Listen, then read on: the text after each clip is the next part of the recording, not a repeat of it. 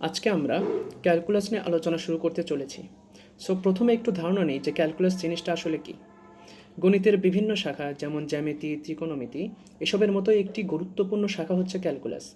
জ্যামিতিতে আমরা কি করি? বিভিন্ন ক্ষেত্রফল, আয়তন, পরিধি এসব নিয়ে হিসাব নিকাশ করি। অনুরূপভাবে আমরা ক্যালকুলাসের মাধ্যমেও কিছু গুরুত্বপূর্ণ হিসাব নিকাশ করা শিখব, এবং এদের মধ্যে সবচেয়ে গুরুত্বপূর্ণ হবে পরিবর্তন নির্ণয়।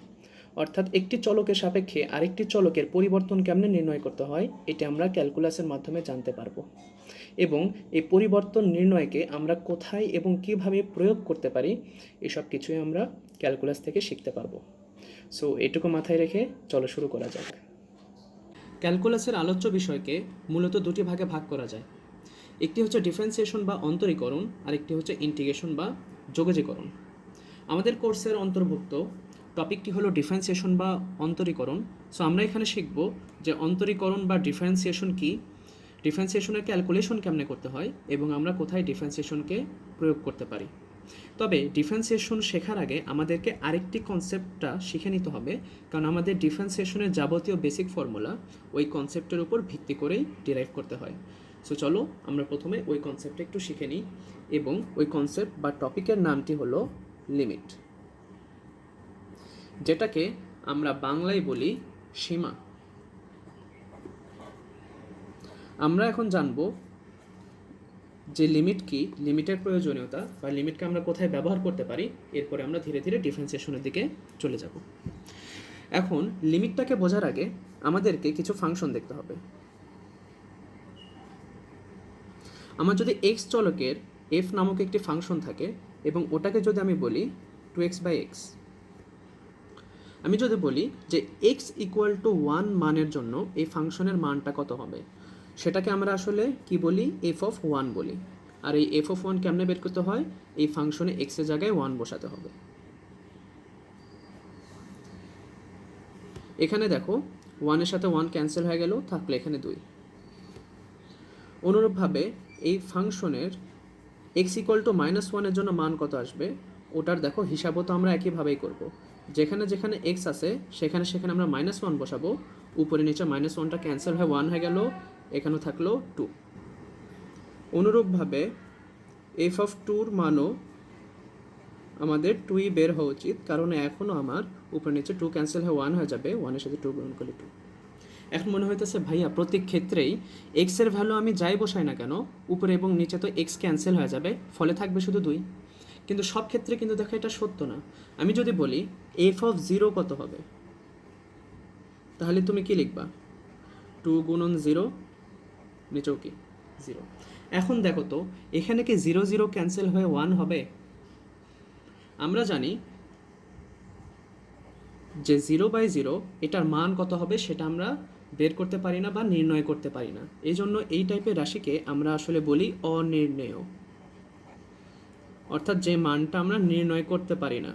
সহজ ভাষায় x ইকুয়াল টু 0-র জন্য এই ফাংশনটির মান কত হবে সেটা আমরা বের করতে পারি না। আচ্ছা, এমনকি শুধুমাত্র একটা ফাংশনের জন্য এমন প্রবলেম হবে? দেখো আরেকটি ফাংশন দেখো, x এরই যদি আরেকটি ফাংশন হয় x² - 1 ডিভাইডেড x - 1, এই জিনিসটাকে সিম্পলিফাই করে কি লেখা যাবে?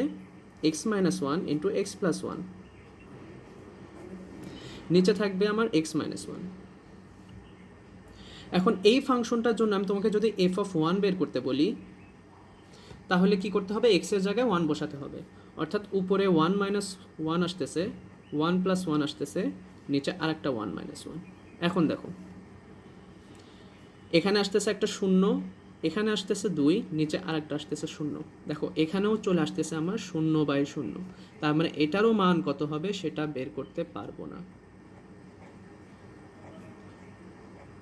তোমাদের মধ্যে যাদের ডোমেন নামের টার্মটা মনে আছে তারা জানো যে এমন অনেক বা অসংখ্য ফাংশন আছে যাদের ডোমেন সকল বাস্তব সংখ্যা হয় না, অর্থাৎ কোনো না কোনো বাস্তব মানের জন্য দেখা যায় যে অবাস্তব মান আসে, অর্থাৎ যেগুলোর মান আসলে আমরা বের করতে পারি না। সো এই টাইপের প্রবলেমের সলিউশনই আমাদেরকে লিমিট দেবে। অর্থাৎ আমরা যদি ফাংশনের তার চলকের মানের জন্য ফাংশনের মানটা বের করতে না পারি, ওই ক্ষেত্রে আমরা লিমিটের হেল্প নেব। সো চলো এখন আমরা দেখি যে লিমিটের মাধ্যমে আমরা কেমনে এই মানগুলো বের করতে পারি।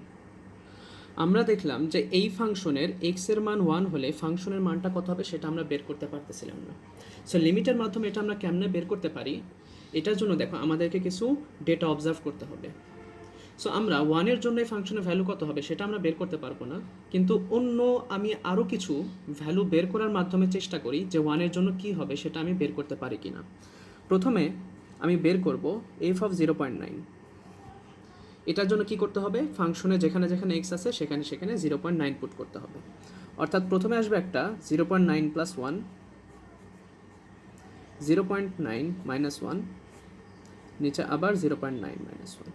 এখন দেখো এই মান আর এই মান যেহেতু অশূন্য মান, অবশ্যই এই মান আর এই মানটা কাটাকাটি করে 1 হবে, ফলে 1 এর সাথে এইটুকু শুধু গুণন করে দিলেই আমার ফাংশনটার মান পাওয়া যাবে। এখানে যোগ করলে আসবে 1.9, তার সাথে 1 গুণন করলে 1.9ই থাকবে। অনুরূপভাবে যদি আমি আরেকটু বড় মান নিই, অর্থাৎ 0.99, অনুরূপভাবে হিসাব করব আমরা।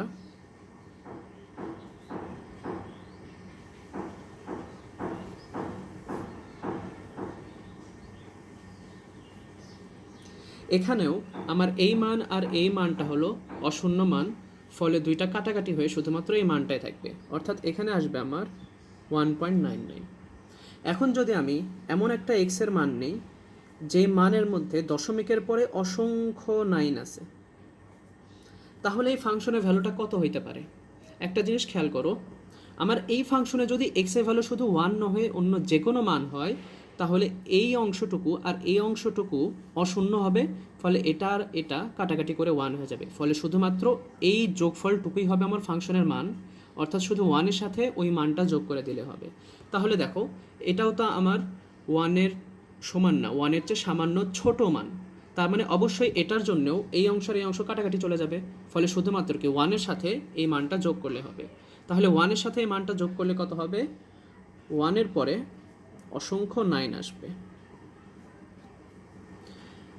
এখন আমরা আরও কিছু ডেটা দেখি।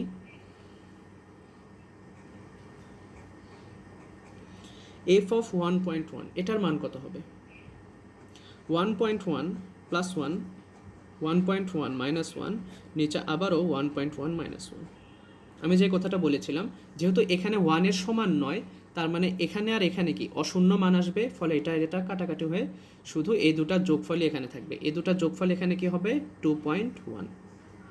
আমি যদি এর চেয়ে একটু ছোট্ট মান নিয়ে এখন চিন্তা করি, অর্থাৎ 1.01 অথবা 001, তাহলে এখানে মানটা কত আসতে পারে?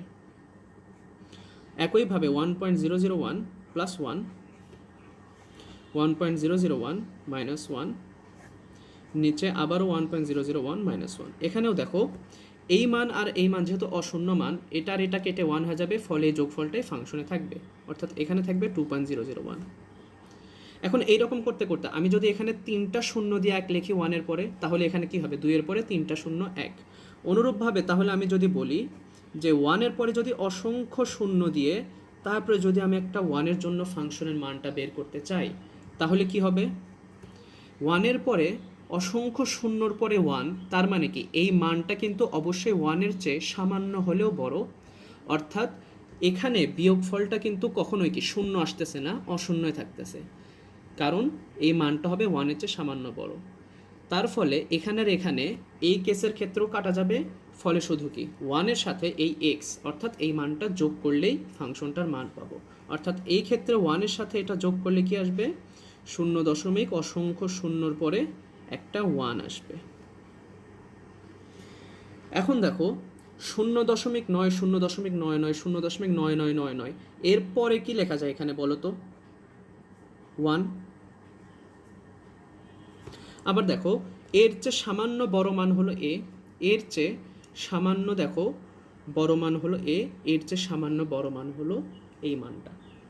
এখন এই যে x এর মান, এই যে এগুলো তো আমাদের x এর মান, এই x এর মানগুলোকে আমরা সংখ্যা রেখার উপর যদি প্লট করি তাহলে দেখতে কেমন হবে।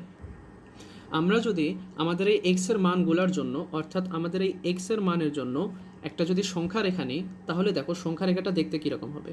আমি যদি ধরে নিই যে এখানে হলো আমার 0, তাহলে 0 থেকে ডান পাশে যত ভ্যালু আছে সবগুলো কি 0-র চেয়ে বড়, তার মানে আমাদের এই 1টা কি অবশ্যই ডান দিকে কোথাও আছে, ধরলাম এখানে আছে।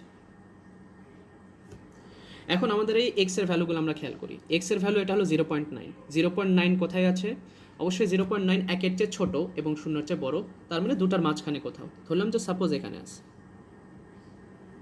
0.99 হলো 0.9-এর চেয়ে বড়, তার মানে এটা অবশ্যই 0.9 এবং 1-এর মাঝামাঝি কোথাও আছে।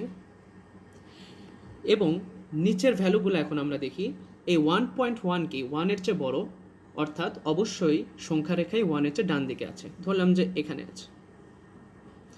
এই 1.001 অবশ্যই 1-এর চেয়ে বড়, কিন্তু এটার চেয়ে ছোট, তার মানে অবশ্যই কি 1 এবং 1.1-এর মাঝামাঝি কোথাও আছে।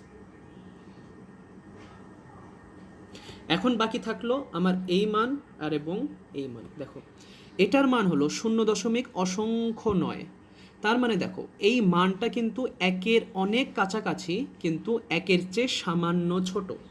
তাহলে ওই মানটা যেহেতু 1-এর চেয়ে ছোট, তাহলে অবশ্যই বাম পাশে, কিন্তু যেহেতু 1-এর অনেক কাছাকাছি, তার মানে প্রায় 1-এর সাথেই আছে এখানে।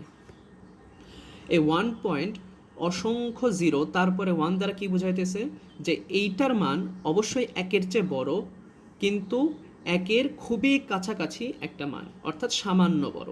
তাহলে 1-এর চেয়ে যেহেতু সামান্য বড়, তার মানে কি সামান্য সে ডানে থাকবে। এখন আমরা এক্স এর মান আর এফ অফ এক্স এর মানগুলা দেখো একটু অবজার্ভ করি।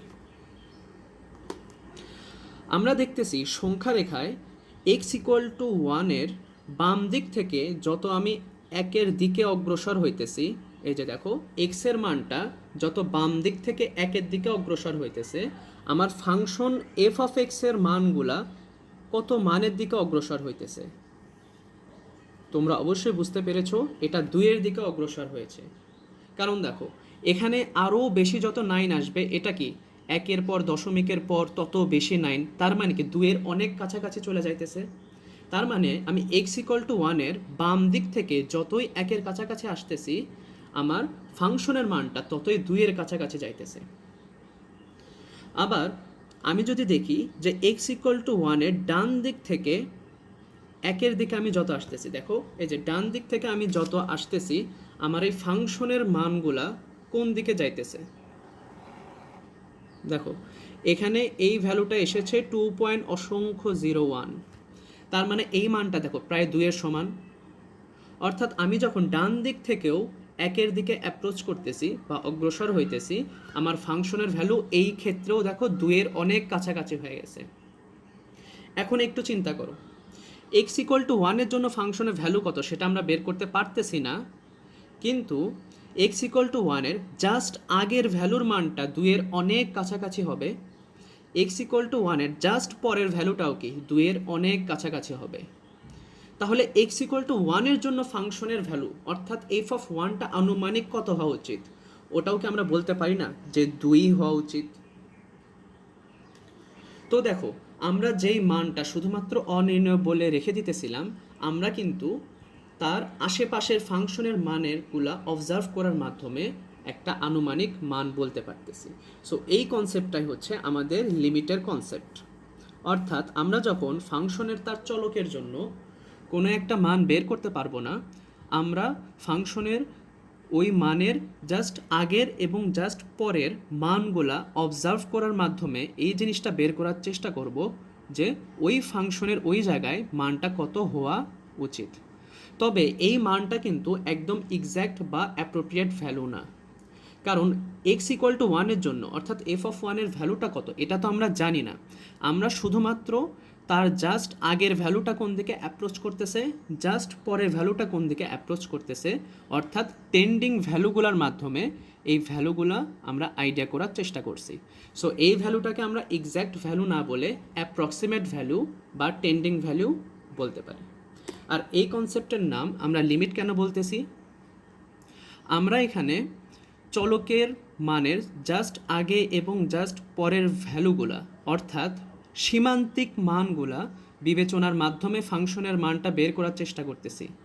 অর্থাৎ সীমান্তিক মান বা লিমিটিং ভ্যালুগুলো অবজার্ভ করার মাধ্যমে এই টেকনিকটা খাটাইতেছি বলে এটাকে আমরা বলতেছি সীমা বা লিমিট। লিমিটের কনসেপ্টটাকে লেখচিত্রের মাধ্যমে অর্থাৎ গ্রাফিক্যাল অ্যাপ্রোচের মাধ্যমেও আমরা এক্সপ্লেন করতে পারি। তবে এর জন্য প্রয়োজন হবে যে আমাদের যে ফাংশনটা দেওয়া আছে এর লেখচিত্রটা নির্ণয় করা। সো লেখচিত্র নির্ণয়ের জন্য আমাদের এই ফাংশনটার আমি কিছু ভ্যালু লিখে রেখেছি। আসলে আমরা লেকচারটির শুরুতেই এই ভ্যালুগুলো একবার বের করেছিলাম, এজন্য ক্যালকুলেশনটা আর দেখাইনি। আমরা দেখতেছি যে এক্সের ভ্যালুটা 1, 2, -1, -2, এমনকি যে কোনো ভগ্নাংশ যদি হয়, দেখো সবসময়ই উপরে এবং নিচে এক্সের ভ্যালুটা ক্যান্সেল হয়ে 1 হয়ে যাবে, ফলে এই ফাংশনের ভ্যালুটা সবসময় হবে 2। অর্থাৎ এই ফাংশনের জন্য একমাত্র x = 0 ছাড়া সকল বাস্তব মানের জন্যই এই ফাংশনের মানটা হবে 2। তাহলে এটা জানার মাধ্যমে আমরা লেখচিত্রটা কেমনে বসাতে পারি।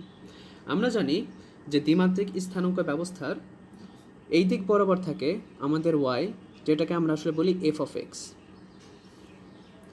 এবং এই দিক বরাবর থাকে আমাদের স্বাধীন চলক অর্থাৎ x। এখন এটাকে আমি যদি মূল বিন্দু ধরি, অর্থাৎ এখানে যদি হয় x এর মান 0, তাহলে x এর মান 0 হওয়ার জন্য এই ফাংশনের মান কত সেটা আমি জানি না, অর্থাৎ উপরে বা নিচে কোনো একটা আমি আসলে বিন্দু দিতে পারতেছি না। কিন্তু আমি দেখতেছি x এর ভ্যালু যখন 1, ফাংশনের ভ্যালু হলো 2। অর্থাৎ এখানে যদি হয় আমার x এর ভ্যালু 1, আমি যদি ধরি যে এখানে হলো আমার 2, তাহলে দেখো আমাদের এখানে একটা বিন্দু পাওয়া যাবে। x এর ভ্যালু যদি এখানে 2 হয়, তাহলে x = 2 এর জন্য আমাদের ফাংশনের ভ্যালুটা 2, তার মানে এখানে একটা বিন্দু পাওয়া যাবে।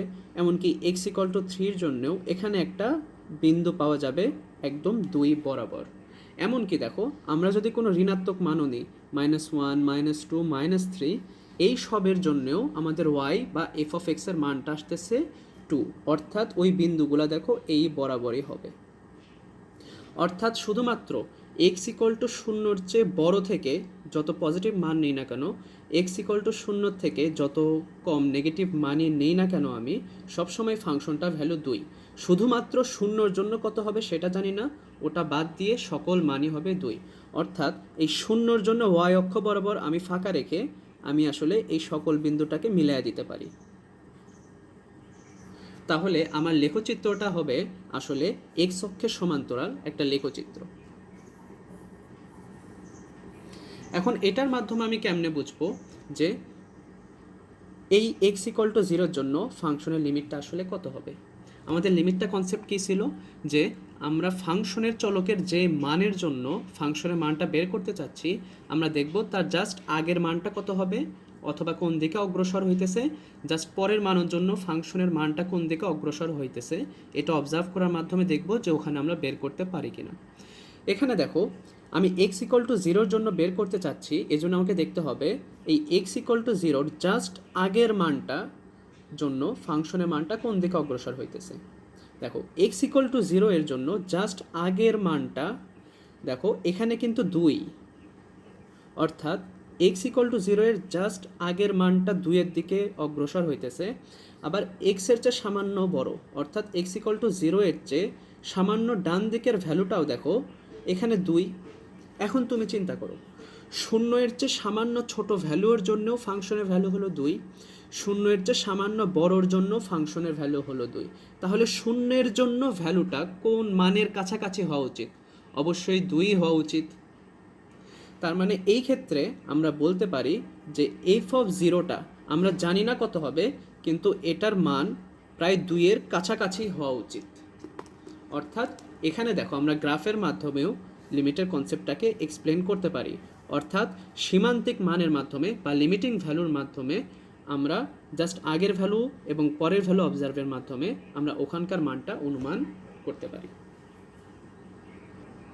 এখন আমরা দেখব যে একটি ফাংশনের তার চলকের কোনো মানের জন্য লিমিটটাকে আমরা প্রকাশ করব কেমনে, অর্থাৎ সহজ ভাষায় আমরা খাতা কলমে লিখব কেমনে। অর্থাৎ আমরা দেখব রিপ্রেজেন্টেশন অফ লিমিট। আমার যদি একটি ফাংশন হয় f(x) এবং ওই ফাংশনের চলক x = a মানের জন্য যদি আমি লিমিটটা লিখতে চাই, আর ওই লিমিটের মানটা যদি হয় আমার l, তাহলে আমার লেখার নিয়মটা হবে লিমিটের জন্য আমাকে lim লিখতে হবে, নিচে লিখতে হবে ফাংশনের চলক টেন্ডস টু চলকের মান। এই ফাংশনের চলককে x টেন্ডস টু, এই অ্যারো চিহ্ন দ্বারা বোঝাইতেছে টেন্ডস টু এখন চলকের মান, এখানে এই এক্স এর কোন মানের জন্য লিমিট লিখতেছি, এ মানের জন্য, অর্থাৎ এখানে লিখতে হবে এ, এবং পাশে শুধু আমাকে লিখতে হবে এখন ফাংশনটা। অর্থাৎ এটার দ্বারা বোঝাইতেছে যে এফ অফ এক্স ফাংশনের এক্স ইকুয়াল টু এ মানের জন্য লিমিট, আর এই লিমিটের মানটা যদি হয় এল, তাহলে এই পুরাটার মানটা হবে আসলে এল। আর এই জিনিসটার একটা ফিজিক্যাল মিনিং কি দাঁড়াইলো তাহলে, যে এক্স এর মানটা এর দিকে যত অগ্রসর হবে বা এর যত কাছাকাছি হবে, আমাদের এই ফাংশনের মানটাও কি হবে, এল এর ততই কাছাকাছি হবে। এটা আমি কেন বলতেছি দেখো, এর আগেও জিনিসটা এক্সপ্লেন করেছি যে এক্স ইকুয়াল টু জিরোর জন্য ফাংশনের ভ্যালু কত সেটা আমরা জানি না, কিন্তু তার কাছাকাছি মানগুলা যেদিকে অগ্রসর হইতেছে আমরা তো বলতেছি যে ওটার মানও তারই কাছাকাছি হওয়া উচিত। সো এই ক্ষেত্রেও আমরা সেম কনসেপ্টটাই বলতেছি। আমরা যদি এই রিপ্রেজেন্টেশনের একটা এক্সাম্পল দেখতে চাই, অর্থাৎ একটা ফাংশন যদি দেওয়া থাকে 2x/x এবং ওটার জন্য x ইকুয়াল টু জিরোর জন্য আমি লিমিটটা লিখতে চাই, তাহলে ওটাকে আমি লিখবো কেমনে, এই যে এই ফরম্যাটের মাধ্যমে। অর্থাৎ প্রথমে আমাকে এই লিমিটের জন্য LIM লিখতে হবে, এখন লিখতে হবে ফাংশনের চলক। এখানে ফাংশনের চলক হলো x, এরপর একটা অ্যারো চিহ্ন, অর্থাৎ x টেন্ডস টু, এখানে এ ছিল কারণ আমি x ইকুয়াল টু এ মানের জন্য লিমিটটা বের করতে বলেছিলাম। এখানে যেহেতু x ইকুয়াল টু জিরোর জন্য বলতেছি, এখানে এর জায়গায় চলে আসবে জিরো, এবং পাশে লিখতে হবে আমাকে ফাংশনটাকে।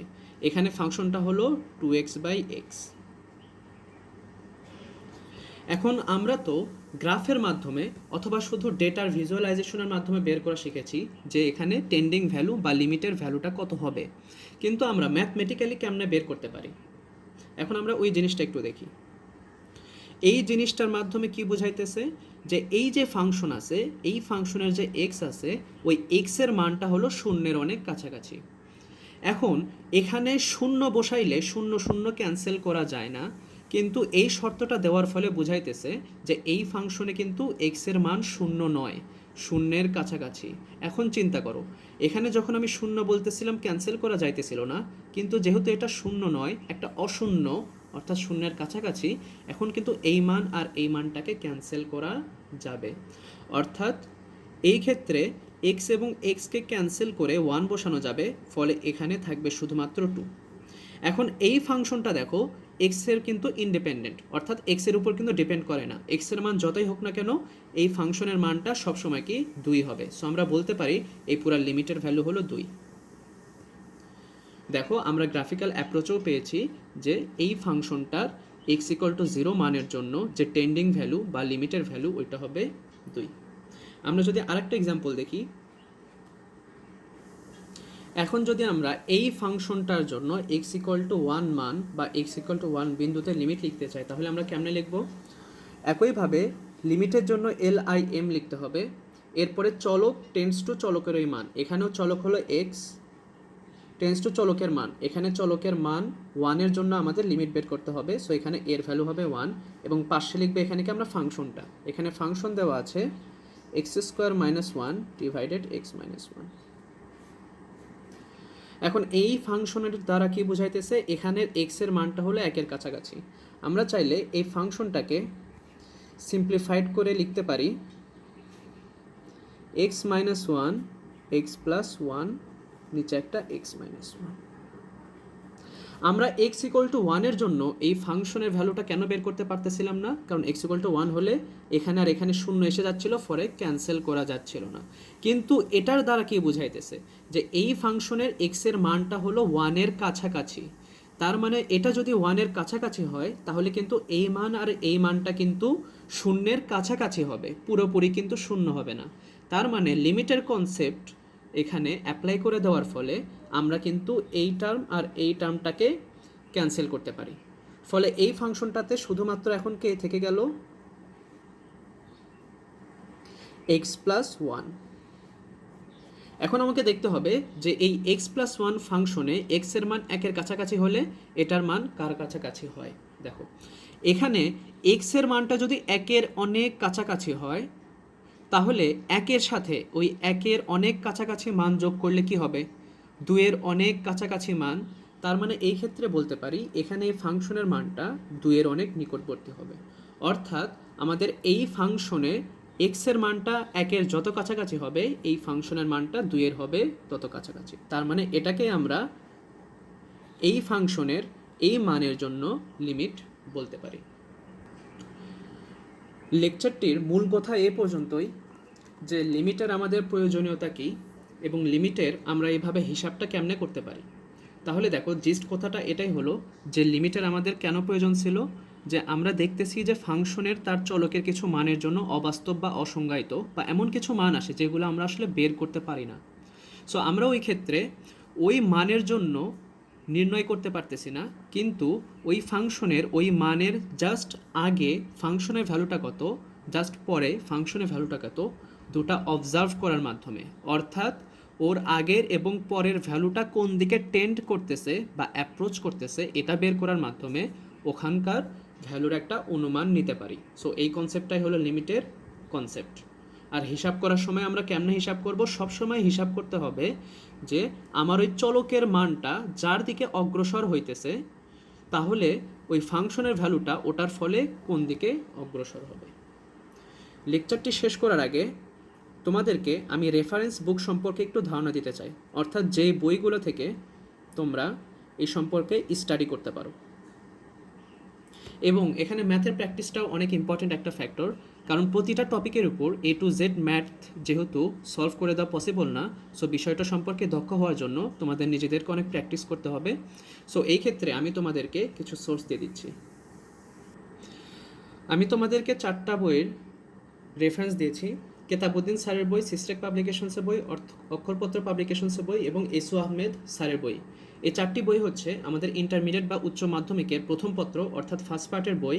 তুমি এই বইগুলো থেকে নিজের সুবিধা মতো একটি বা দুটি বই কালেক্ট করে তার নবম অধ্যায়ে চলে গেলে তোমরা ডিফারেন্সিয়েশনের টপিকগুলো খুঁজে পাবা এবং ওখান থেকে তোমাদের প্রয়োজনীয় স্টাডিগুলো করে নিতে পারবা। সো লেকচারটি এ পর্যন্তই, আশা করি সবাই বুঝতে পেরেছো।